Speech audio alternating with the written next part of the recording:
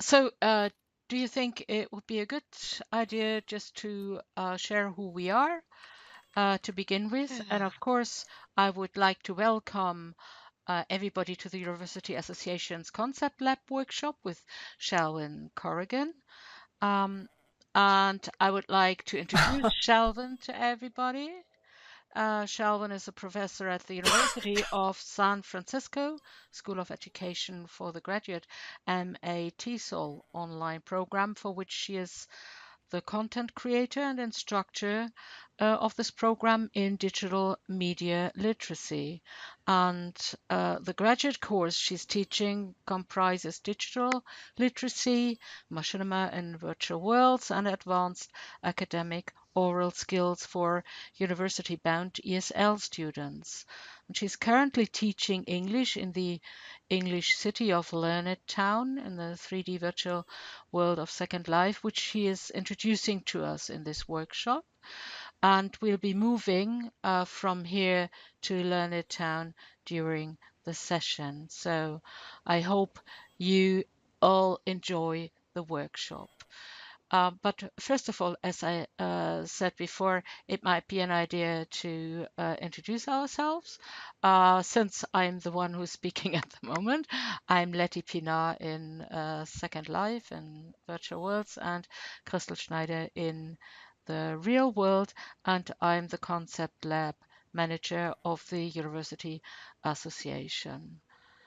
Okay, so I'll pass on to um, Laura, are you still with us? Yes, I am with you. I'm very happy to be with you after the summer gap, definitely, without having our meeting. And I have, I have already written, beg your pardon, because I have some guests this evening at dinner, but as we have dinner very late, I can start to listen to you and doing something in the kitchen as always, okay? Sorry. That's why I Okay, asked like you this. first. Okay. That's why I asked you first, Laura, because I knew it. Yeah. Okay. Uh, Hazel, would you like to introduce yourself briefly?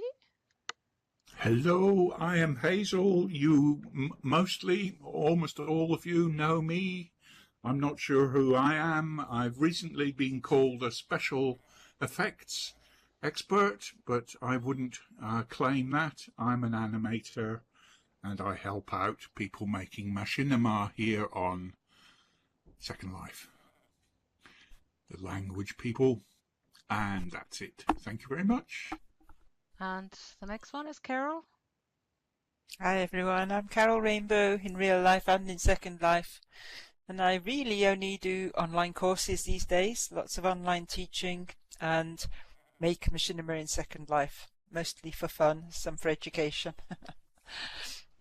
Yeah, and thank you. And George Santos. Hi, thank you for having me.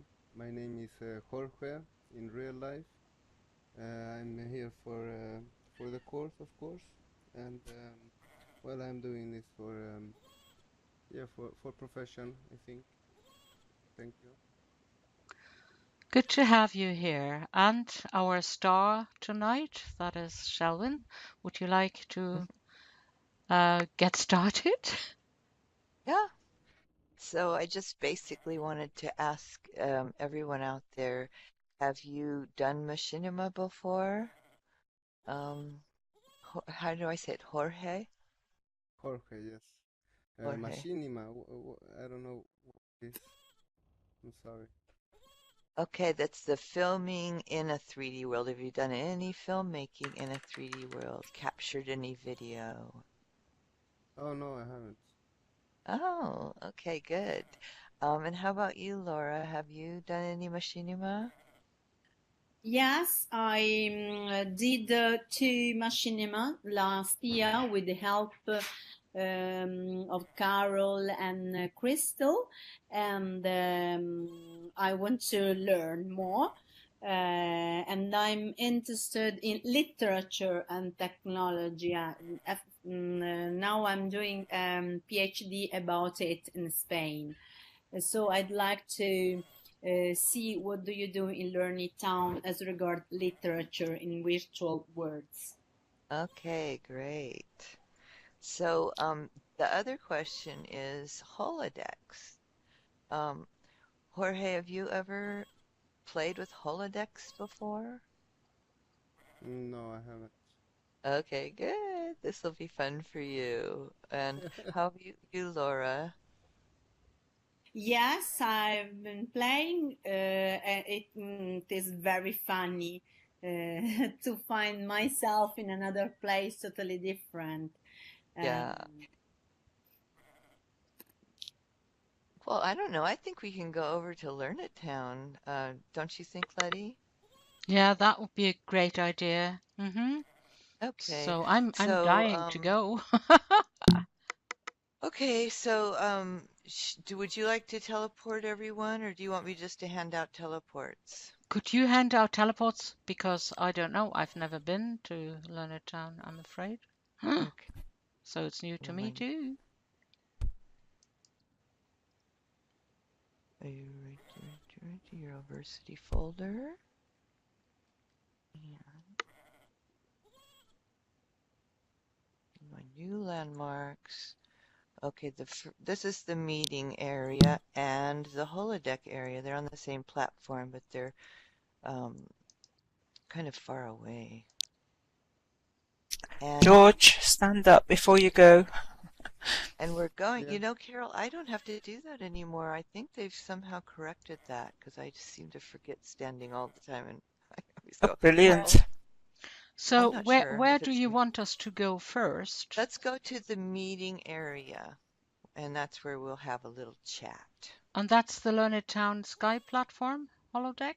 No. Yeah, Yeah. they're both on the Sky platform, but Okay, not the meeting holodeck area. side. Okay. We're going Okay. to the meeting area side. So Okay. I'll see you over there. See you there. We got the right one now. I believe. It's quite big, the Sky platform. My students often get lost. But I love it. It's like a big empty canvas.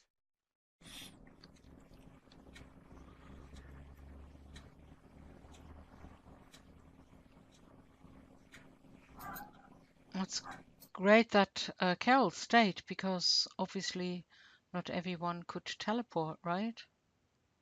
Oh, that's nice. Very nice of her. That's her usual job. Oh, she doesn't have a job here today. It would have been my job, actually. Yeah. Are Oh, we it's being too bad. I think recorded? that's Are we transmitting? I'm trying to record this on Camtasia. Yeah. Okay. Now tell me, do you see the surround around us? I see I see. pictures around. Yeah, sorry. I see Because roads. sometimes I've found that when I've looked through other people's windows by sharing screens that I need to use the smaller surround because this is a really big surround. But sometimes I'll see like a gray, a sheet, and they're not resing for some people, and they're too far away for some people's drawing length, draw distance. I'm trying to get George over here. His brand new avatar. He hasn't got a clue what to do. Oh no, that'll be fun. He can just sit and watch. He hasn't accepted my teleport. He's there. Last He's thing I there. said. Oh, He's is he there. here? Very good. Yeah. Hi, Oh, George. Very good. Well done, George. You did it. yay. Okay, seats. Seats, Have a everyone. seat, choose your pose. Okay, George. Right click on one of the seats and choose sit. Okay, so this is just going to be a little bit of an extravaganza of pieces of videos that are samples of the different kinds of things that we have done here, that we are doing. And I had so many to choose from because we did so many fun things last year. and I couldn't decide, should we do the funeral parlor with the eulogy, or the encounter in the diner, or they were all done with holodecks, so it's just pretty amazing. So let me explain what a holodeck is. Um, well, it's a scene. Do you see all around us? Jorge, do you see all the way around us? We have a picture. Yes, yes. Well, that's a changing picture, and I can change it anytime I want and make the environment that I want, and it comes out of a little box. And I just click on the box and I make my choices, and I can have a snow scene or a desert scene. So I can really almost pick anything I want. Now I'm just doing some random slideshows that you'll notice change about every 2 minutes, just to show people. And I've really gotten a lot of use out of them for storytelling and just putting people in an imagination place where they can kind of picture things and build stories or talk about what we're seeing around us. So you can really build an environment for a day or a minute. And in fact, we've had sometimes up to 4 of these surrounds in one class period, because we've had done storytelling on the fly, where we tell different stories. Someone has to start the story in a bleak location, and then we end up in the city, and then sometimes we just put them up randomly, and then the next one that comes, it's your turn to add to the story, and that's the next location. So we can do that, or we can use it as a background for another holodeck. So that's what a holodeck is.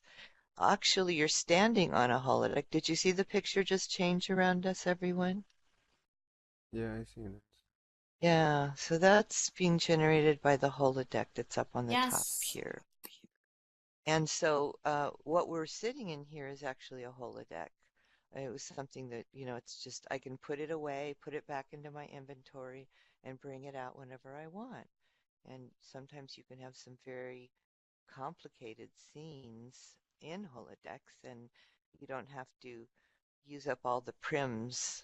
And if you have students that can't move around a lot, because our cameras are a lot faster than our avatars sometimes, it's kind of nice to bring the scene to them. So I found that coming up on this platform where there's very little activity, my students who have lower bandwidths, they don't have as much energy, they do pretty well up here with the holodecks.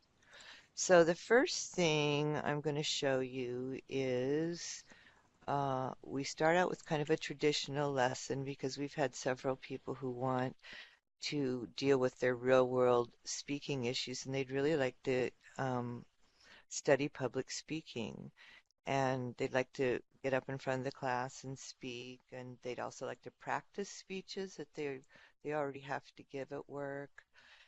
And we also do a lot of spontaneous speaking, so they can learn to speak extemporaneously. So this is Hemet, and this is a little one of our speaking activities that we had, and we give a few minutes to think about it, but then you have to get up and speak right away. And what we were studying was what we call 3-point speech making, and it was very easy for them to learn, and it relates very much to the essays they have to do as well on the IELTS and the TOEFL. So it teaches them how to organize information in the Western mind. And so we learned the introduction, the conclusion, the 3 body parts, and these are based on 3 points. Choose 3 points. Okay, so let me give you the link.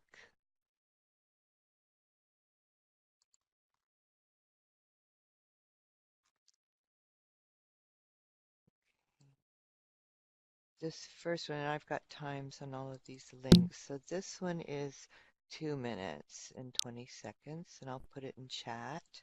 Let me know when you're finished. So he is now standing in a holodeck, and he's taking a somewhat traditional class, but he's standing, in front of a class behind a podium, and speaking, and many students say they're just as nervous as they would be in real life. So, okay, here's your link. Let me know when you're finished by typing done in chat.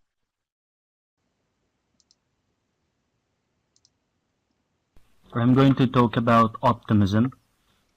A couple of months ago, I lost something that is very important to my life, and I was very upset. I lost all my, my attitude towards life, and I was under the weather. I was blue, I should say. Then, I'm a doctor. I work in a hospital. Then I had a patient which electrified by electricity, very high electricity, and he lost both of his arms. Instead of whining over what he lost, what made me startled was he was so positive. He was so optimistic. He said he is he is comforting his family, not his family comforting him. He said to his family, "Don't worry about me. I lost my life. I lost my arms, but I have my legs. I was electrified by a very high powered electricity.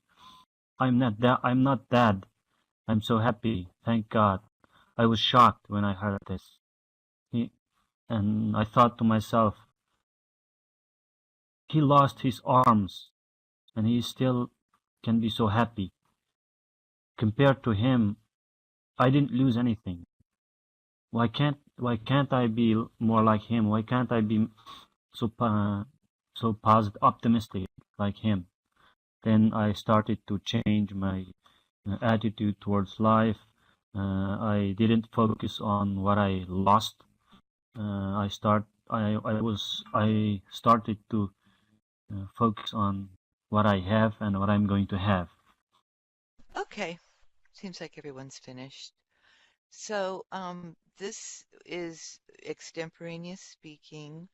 It's a way that we can teach both 3-point speech, and we can give him a chance to watch himself, give us a chance to give him some feedback, and it also gets students what we call publishing early and often, because they have so much more engagement and so much more ownership of the material when they actually have a project that they have to work on. And so this turns into a project because they have a few minutes to prepare. They get up, they have to make their statement. And this was one of 3 things. These were called aha moments, were 3 things that happened in your life that brought you aha moments. And then we have to watch each other's. We sit down and we watch them live, and then we sit down and watch the videos afterwards. And it's a really good opportunity to get them to observe themselves and to get their peers correcting them, because teacher correction doesn't work very often. So it just it puts them in that sort of metacognitive state of being able to stand back and look at their own language. So it is a way of recording language and for them to see progress and to feel a sense of pride and to actually have a little souvenir. Okay? Can I ask you Any a questions? question? Yeah. Hmm. Um, this person, I mean, if they feel they didn't perform as they had expected to, do they have a chance to repeat the recording, or how does that work? How do you deal with that?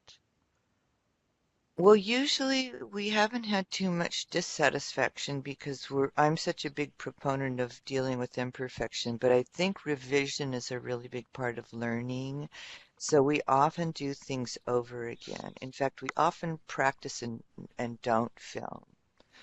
Okay. And then we'll film because I have a tendency to, I don't know what it is about 3, but I have a tendency to do everything 3 times. So if I'm filming, I'll film 3 times. Hmm. If if I'm getting students prepared, we'll usually practice one time without filming, and then we'll record 2 times. Mm-hmm.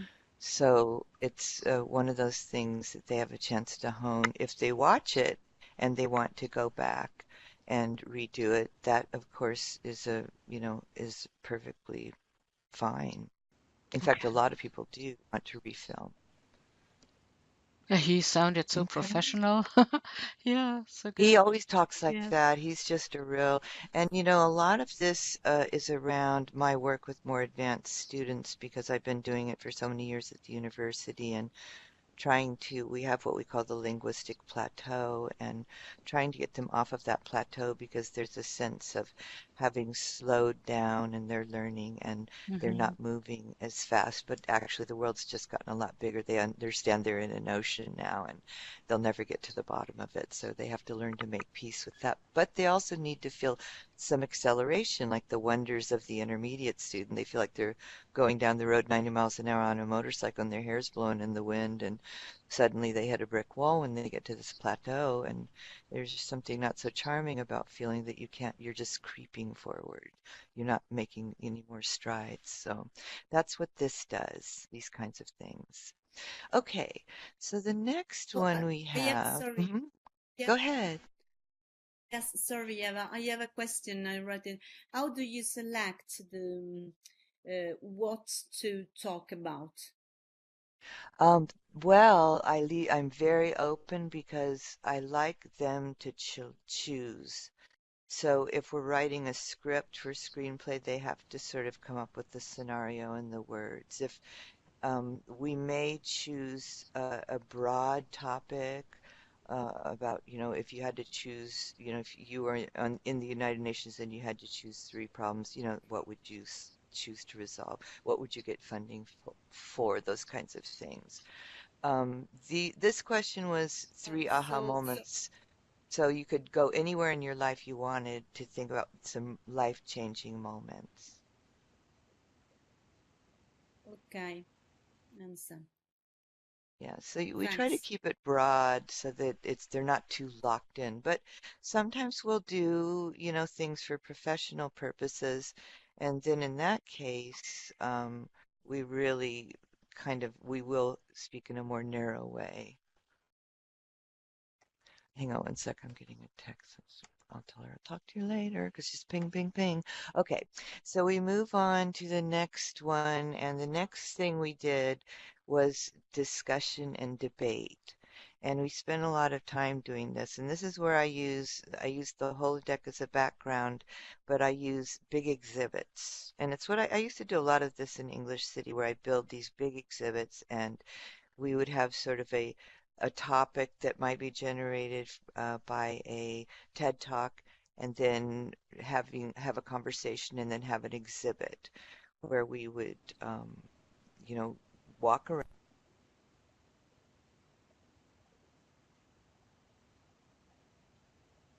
And am I losing sound? I wonder if let me check my I sound. lost. Am I still? I You're lost there it now, briefly. but It's I back. lost you Yeah. for a few seconds. Yeah. It's back. Okay, yeah, I'm hearing some things, some It's indicators. I'm good not sure now. what. I It's good. lost you. Okay.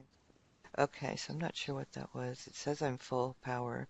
Okay, so when did you lose me?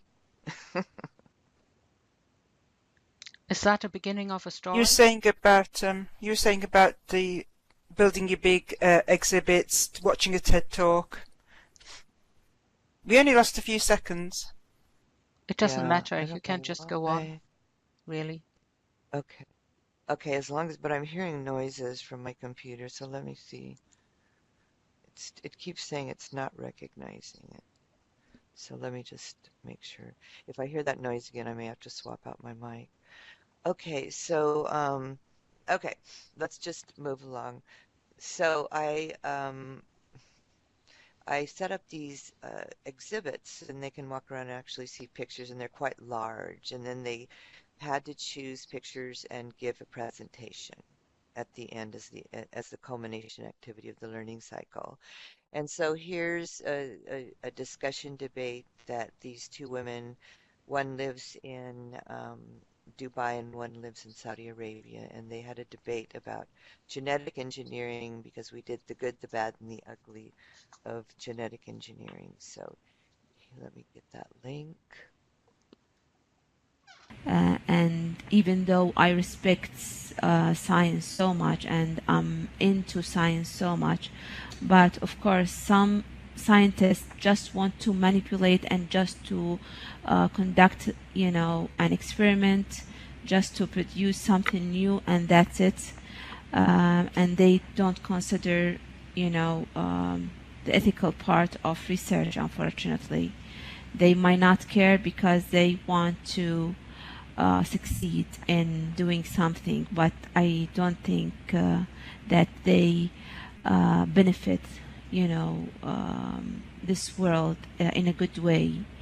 And I think that if they want to just to benefit, they can, do some research on, transplantation organs. So that is something good, and that's what can people or sick people benefit. The natural ones are almost gone. They're not here anymore. Like corn, all corn is now genetically modified, and even Europe is eating that. Because the natural one was years ago, and it was so small, it would not feed anyone.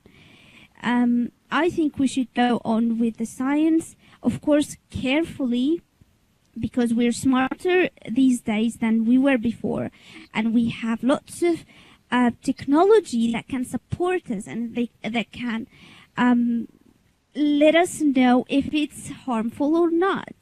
So I'm totally with these experiments, as I said, as long as they are not harmful to us or others. Well, I think it's her point of view, and I respect that. But I think that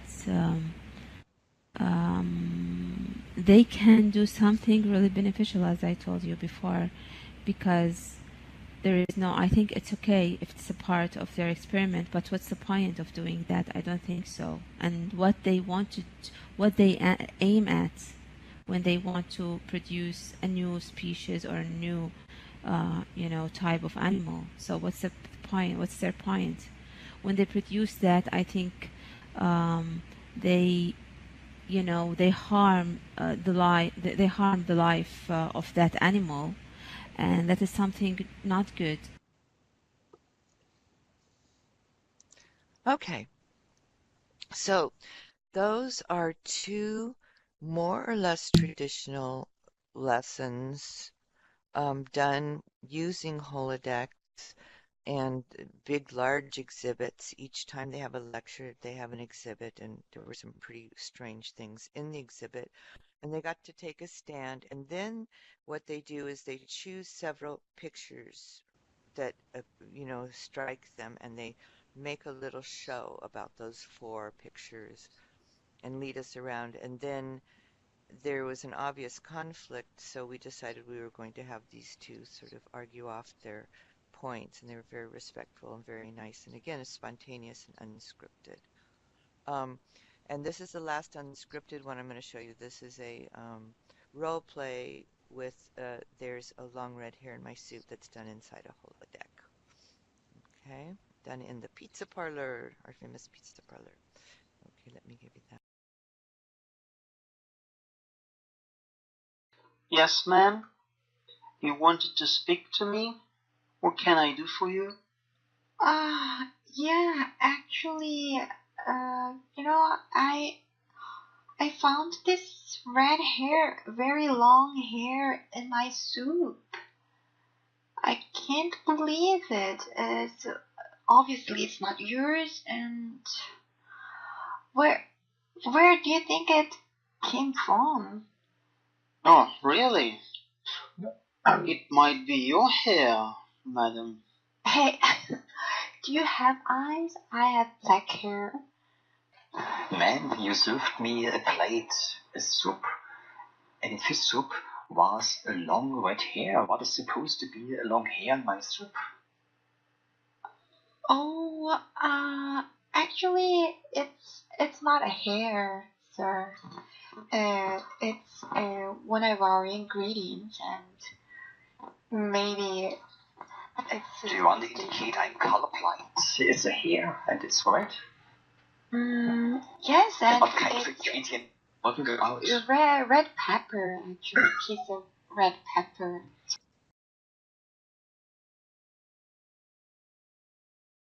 I love the new red pepper. Didn't you love that? Oh, I left so much stuff out. They went crazy. They got so insulting to each other, and it was just so funny. And Mickey got in, and Andreas was saying, "You're going to be in big trouble, young lady, when we start having digestive problems." And it was just really funny. I had to laugh so hard. So we had a lot of fun.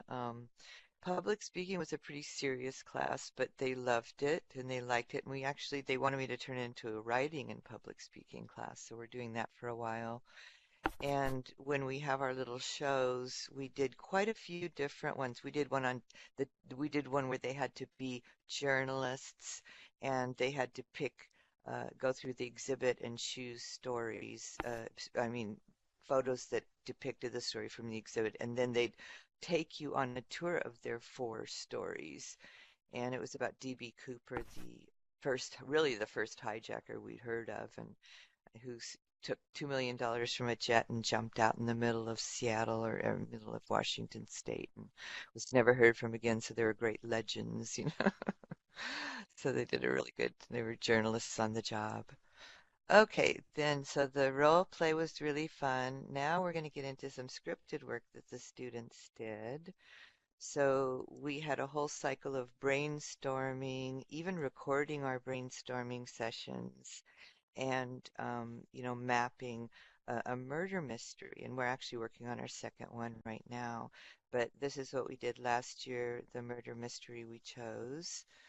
And it turned out to be 6 chapters, so I'm just going to show you the beginning and the end. And that one is 2.5 minutes long. So there you go. And this is scripted, but the students wrote it, so they scripted it.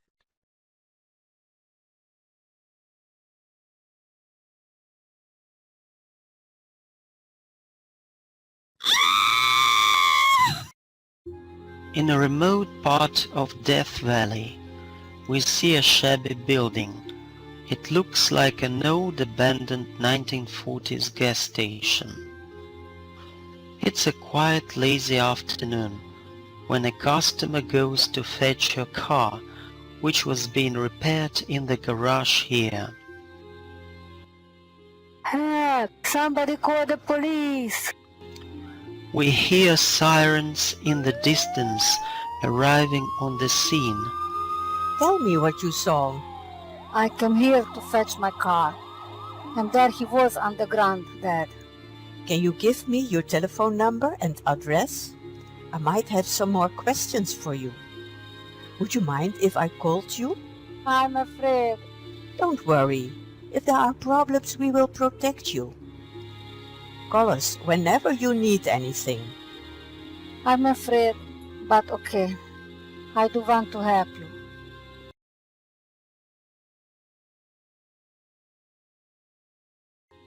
That proves I didn't do it. And what about you, Mrs. Valentine? You stupid idiot! You've ruined everything. I gave my life to you. I did this for you, for us. I have suffered all these years. I had to do something about this terrible life you have given me. Oh my God. No. We had all that money buried there. You know Victor would never have given you a cent of it. I had to get rid of him. I just had to get rid of him. How could you do that? He was my brother.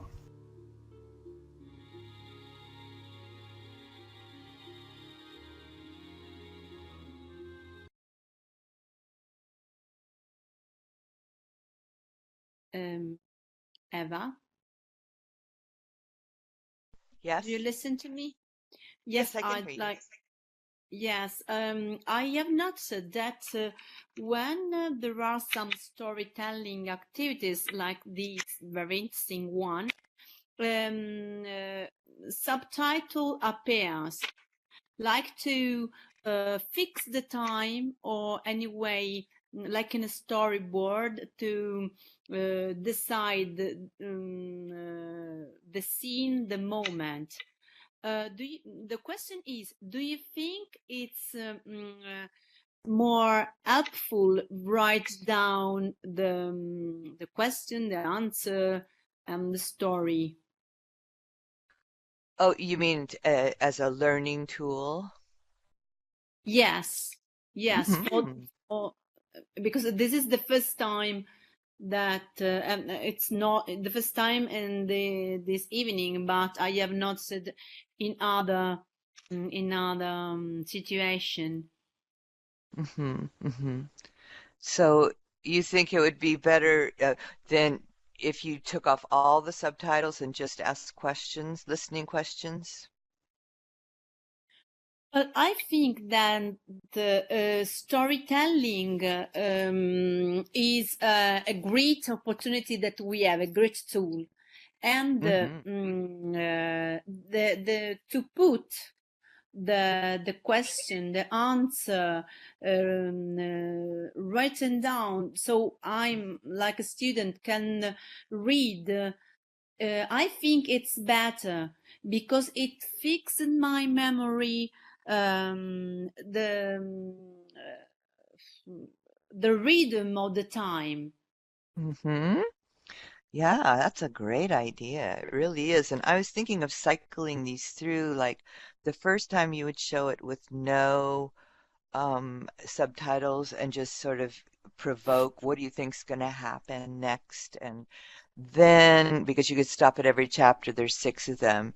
And then you could even have the second time around have sentences with words left out to see if they can get the words. And then as a last sort of a reward, they get to see the whole thing with the subtitles. I think you could make a whole week's lesson out of this. Okay. There's so many ways, but that is such a good idea. It would make a perfect lesson cycle if you had something like that. Okay, Great. thanks. Thank you. Okay, so there is more of a scripted piece, but the students actually got involved in designing the story and where it was going to go and who was going to play what, and they did all the dialogues. So, and then we fixed it a little to make it nice. And so that was really fun, and it was a real creative project. So you're getting kind of into letting the students drive everything and noticing, because when I was teaching before, I remember we were doing lots of creative things with video, and then I think in '94, after 10 years of teaching, I got totally burnt out and went into new media and art production and direction, and it was just so lucky that I did that, because when I came back out and I decided I was ready to teach again, it was the best thing I ever did, is to go and learn how to put all these pieces together and integrate these things that I loved so much into my job. Plus, it makes my job so much more interesting. It's more fun for me. So anyway, the last one I'm going to show you this is totally scripted. So this is they're doing a scene from the third act of Plaza's, and I pulled 2 pieces of it. It is 2.5 minutes long, and they really had a great time with this, and Tina designed costumes for it, and we got a holodeck and redesigned it and made it work for us, and it was really like a real movie project. It was so fun to go from beginning to end, and we'll get back to it again because it's quite a project, but it was fun for them. They did a great job. Okay, here you go. Mamsie? Where is the Mamsie? Promise you're not going to blame me. Blame you for what?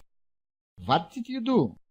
I didn't do anything, but I don't want to be blamed for it. What's going on here? Are you going to tell me where Mamsie is? Did I give you the wrong link? Are you going to take an oath? You're not going to blame me? I take it. I take Watching it. about Now, Mimsy. where the hell is she? She's locked herself in the bathroom. She's Yeah. not coming out. That's her And she's not getting married. Okay. Not kidding. Where is she? He doesn't believe me. I'll kill myself. Mamsie. Mamsie. Okay, what did you say to her? I knew it. I knew you'd blame me. You took an oath. God will punish you. I am not blaming you. I just want to know what stupid thing you said to her that made her do this. I didn't say a word. I was putting on my lipstick. She was in the bathroom. I heard the door go click. It was locked. And my whole life was over. What do you want from me?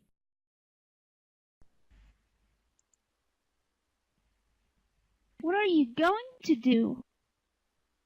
First, I'm getting the college graduate out of the bathroom. Then you and I are going to have a big talk. Mimsy, this is your aunt. I want you out of the bathroom in 5 seconds. Don't threaten her. She'll never come out if you threaten her. This is no time to be nice. Mimsy, are you coming out or are we going to have the wedding in the bathroom? Don't yell. Everyone will hear you. How long do you think we can keep this a secret? Mimsy, you can't stay in there forever. I'll look. Oh my God. What's the matter? I ripped my stockings.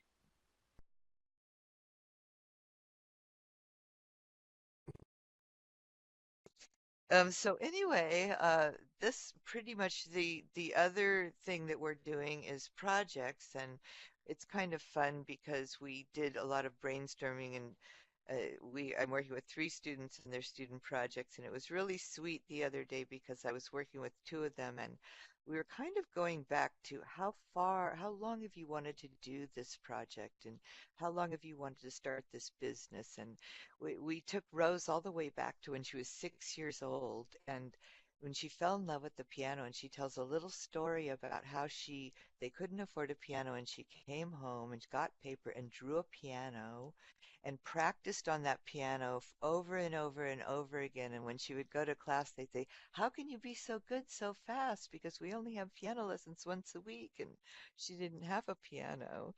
So it was like she was just driven. And now she wants to start a music business where she teaches piano and song through English music. So I thought it was a really good idea. And so we're brainstorming it out.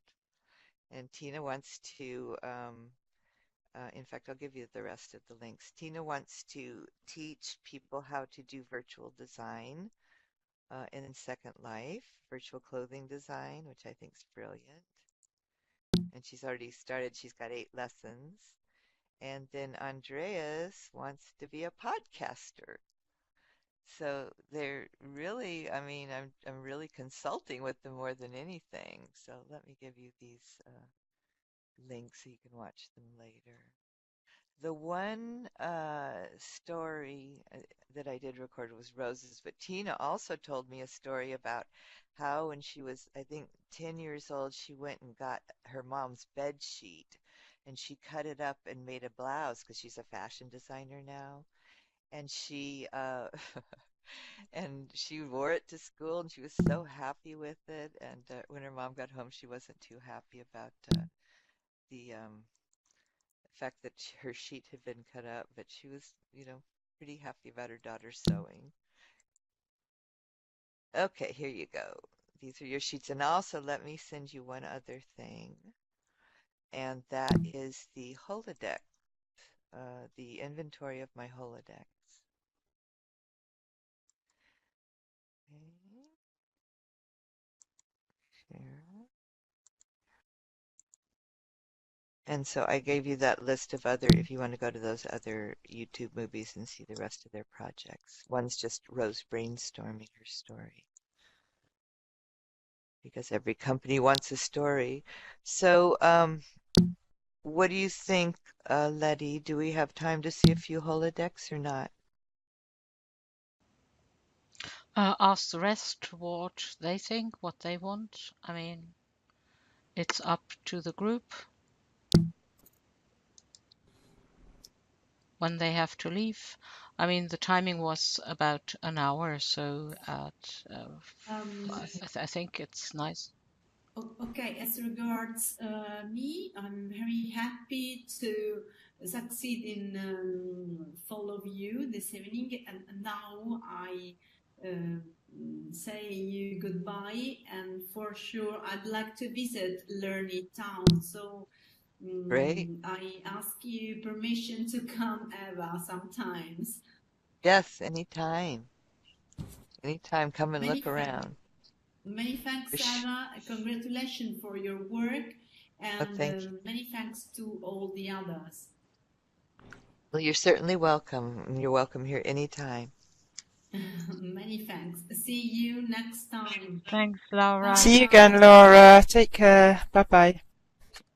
Bye-bye. So, George, what did you think?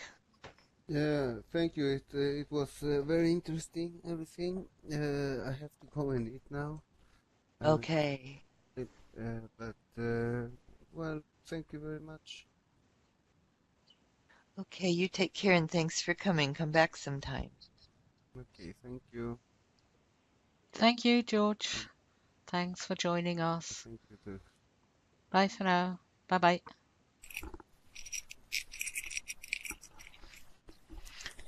Interesting. I love seeing what they're doing. Yeah, that was really, really wonderful. So now, do you think somebody will say it was boring? No, I shouldn't think so. not at all. I shouldn't think No, so. it wasn't boring at all. For people that are new to it, it would be even better. But we've seen some of these things before, murder in the desert, but it was nice to see Mimsy. We haven't seen Mimsy before.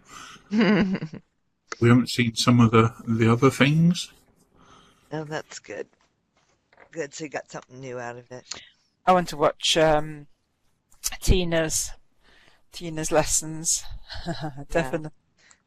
I didn't realise she'd already got 8 up. I haven't seen them listed no, we haven't anywhere. got 8 up. We've only got 3 up. I'm working on 4 now, and so we're just at the basics. So she's already got, I think, 7 lessons designed. So she's a little ahead of me.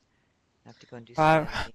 Okay, Shelwyn, shall I round it up because I'm still filming? So I say thank you for a wonderful workshop, a very interesting workshop, and I will post this on the university, the website, so that people who missed this, I had a number of people who had actually signed up but could not come for whatever reasons, but they'll be really happy to have the slides, and I can not the slides, the video, and I can integrate the video clips in it. So thanks ever so much. Okay, I'm